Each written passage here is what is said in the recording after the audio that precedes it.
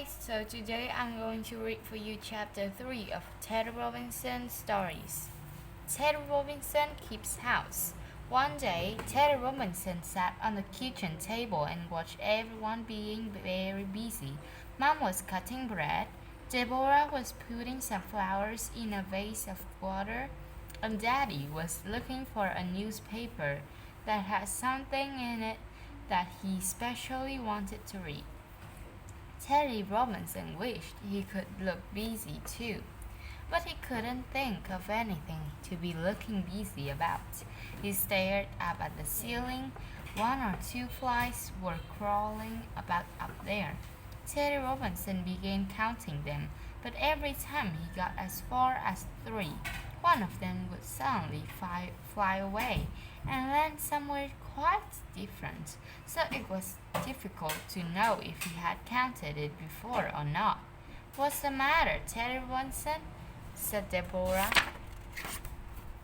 "Nothing's the matter," he said. "I'm busy. I'm counting flies, but they keep flying away." "Silly boy," said Deborah. "No," said Mommy, "he's not silly at all. He's reminded me that I must get some fly papers from the grocer today. We don't want flies crawling about in the kitchen."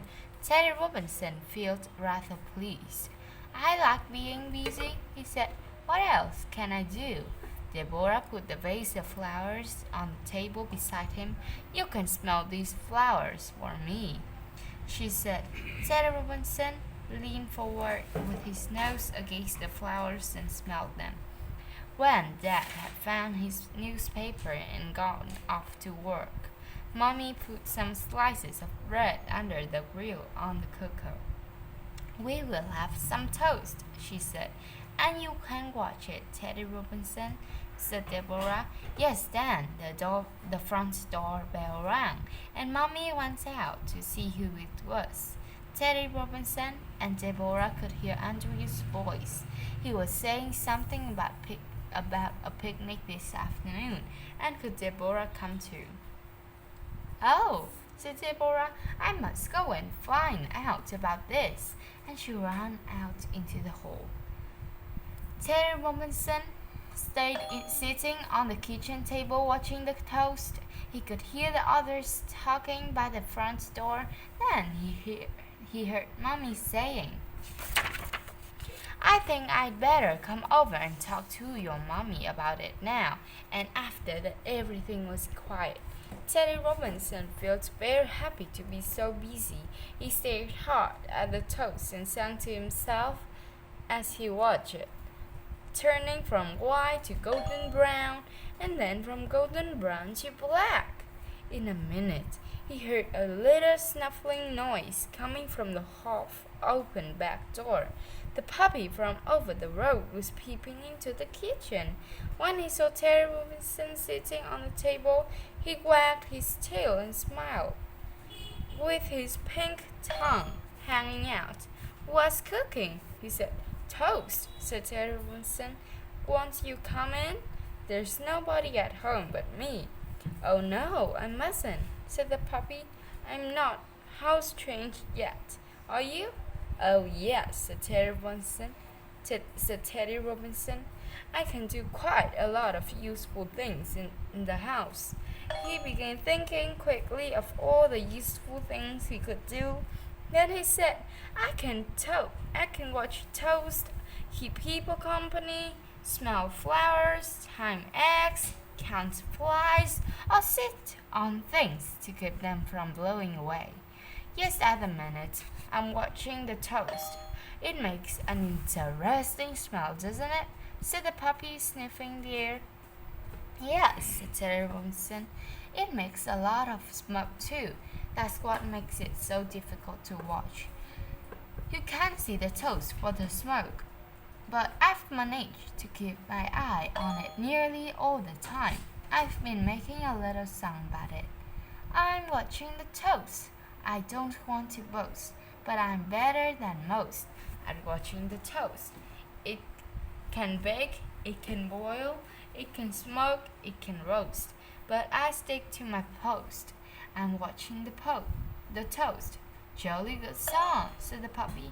But you know it's really awfully smoky in here. If you don't mind, I think I'll just go and practice barking at a cat or two until you've finished. Are you sure you want to come out too? Come and have a breath of fresh air. No, no, said Teddy Robinson. I'll stick to my post until the others come back. And at that moment, the others did come back. Oh dear, cried Mommy. Whatever's happened? Oh, of course, it's the toast. I'd forgotten all about it. But I didn't, said Teddy Robinson proudly. I've been watching it all the time. It was because Andrew came and asked us to a picnic this afternoon, said Deborah. Would you like to come too? I'd much rather stay at home and keep house, said Teddy Robinson. I like being busy. Isn't there something I could do that would be useful? Yeah, said Mommy, when Deborah asked her. The grocery order is coming this afternoon. If Teddy Robinson likes to stay, he can look after it for us until we come home.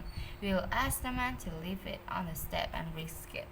So it was decided that Deborah and Mommy should go to the picnic and Teddy Robinson should stay at home and keep house.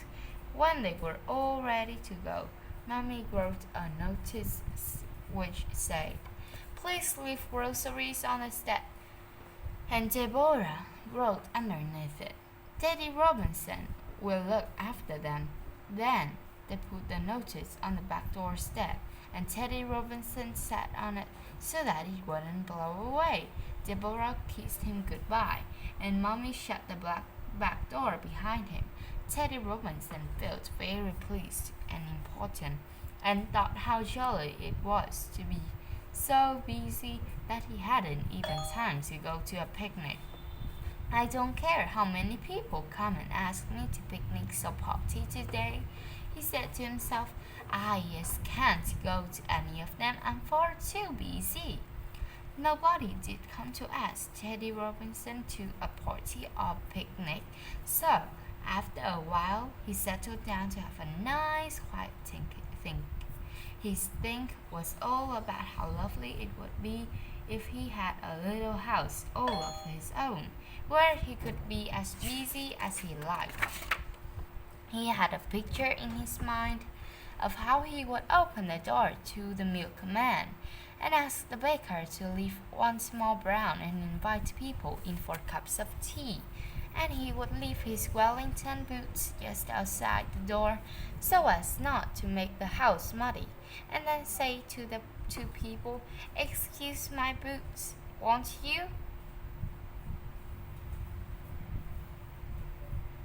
So everybody would notice then, but nobody would think he was showing off about them.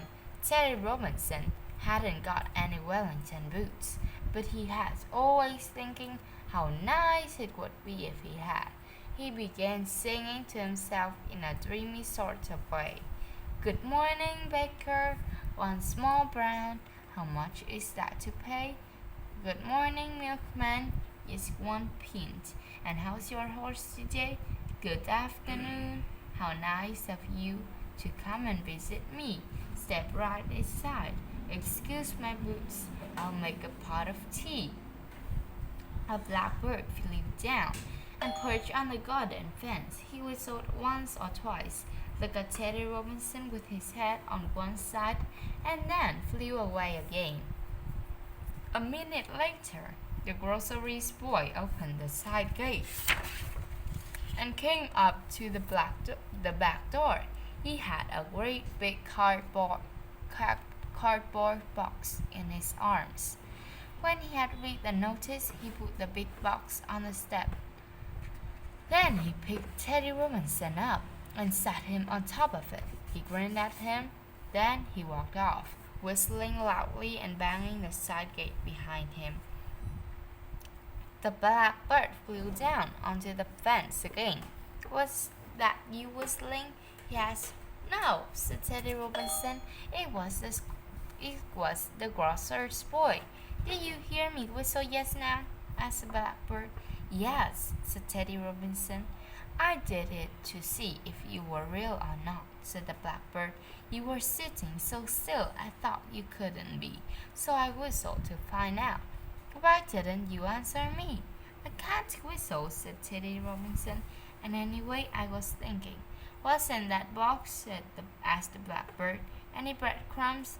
Yes, then there was a scrambling, scruffling noise, and the puppy from over the road came lopping around the corner. The blackbird flew away. Hello, said the puppy. What are you doing here? I'm guarding the grocery, said Teddy Robinson. Well, I never, said the puppy. You were making toast last time I saw you. You do work hard. Do you have to make beds as well?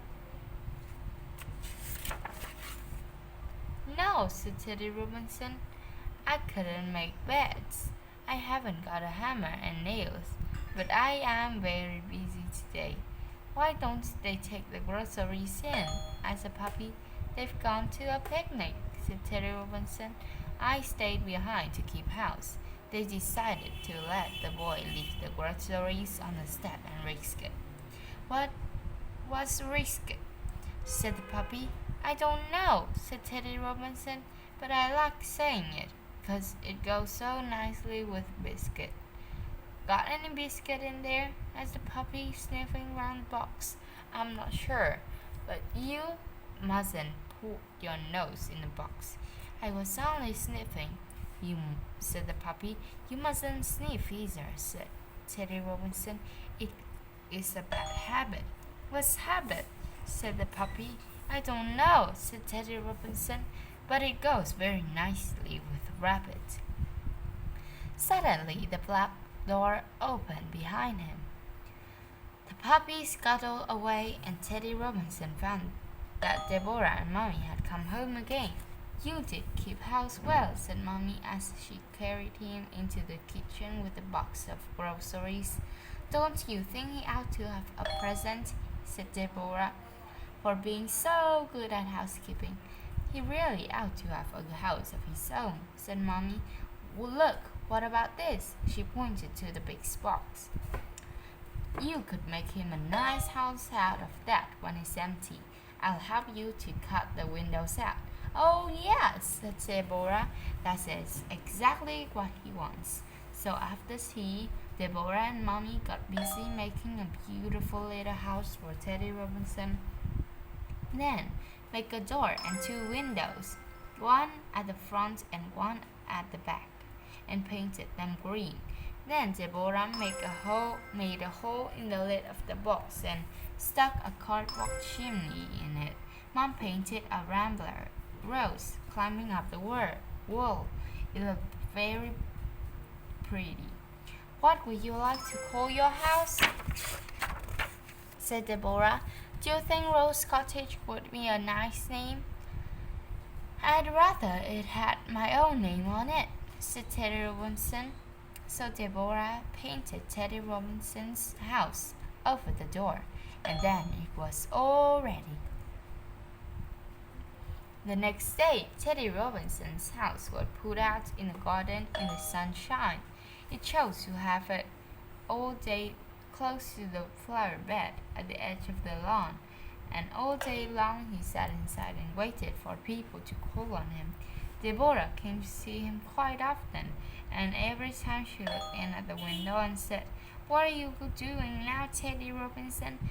he would say, I'm just thinking about what to have for dinner," or "I'm just thinking having a dress before getting tea." The puppy from over the road came and called on him too. He sniffed at Teddy Robinson through the open window and admired him more than ever now that he had a house of his own. And the garden tortoise came tramping out of the flower bed and looked up at the house. He said, well, I never knew there was a house there." Then the next door kitten came walking round on tiptoe. At first she didn't quite believe it was real. She was sniffing at the Rambler's rose painted on the wall when Teddy Robinson looked out of the window and said, "Good afternoon." The kitten purred with pleasure at seeing him. "Was a perfect little house," she said. "Is it really yours? You're a lucky person." Teddy Robinson nodded and smiled at her from the window. "Yes," he said, "it's my very own house. Aren't I lucky? It's just what I've always wanted, a little place all of my own." And that's the end of the story about how Teddy Robinson kept house. Thanks for listening, guys. Bye bye.